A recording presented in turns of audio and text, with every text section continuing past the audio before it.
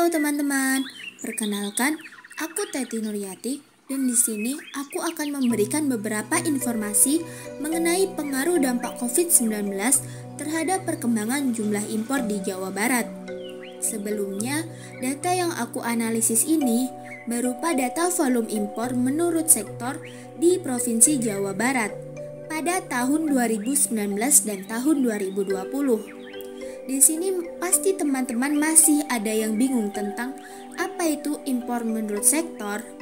Jadi, impor menurut sektor yang dimaksud yaitu impor yang di dalamnya terdapat beberapa sektor yang mencakup sektor minyak mentah, hasil minyak, pengadaan gas, pertanian, pertambangan, industri, dan sektor lainnya.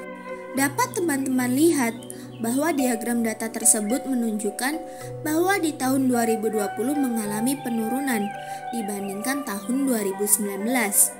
Analisis rata-rata volume impor di tahun 2019 yaitu sebesar 581.500 ton dan di tahun 2020 sebesar 230.733 ton. Maka, teman-teman dapat menyimpulkan dari rata-rata tersebut bahwa di tahun 2020 rata-rata lebih kecil dibandingkan tahun sebelumnya. Kita juga tahu bahwa hal ini tidak terlepas dari pengaruh COVID-19. Akibat pandemi ini, volume impor di Jawa Barat turun dan itu juga terjadi sejak tahun 2018 dan mencapai titik terendah pada tahun 2020 sebesar minus 60,32%.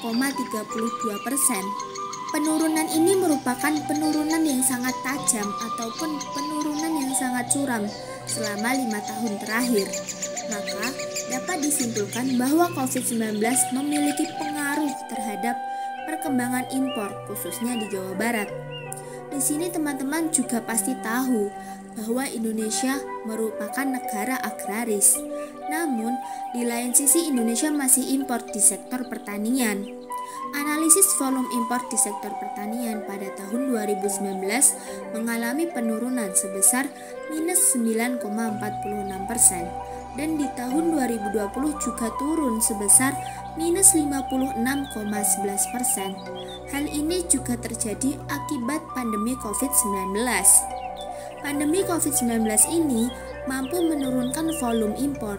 Namun, apabila volume impor kembali melonjak ataupun kembali menaik, terdapat upaya yang bisa dilakukan untuk menguranginya.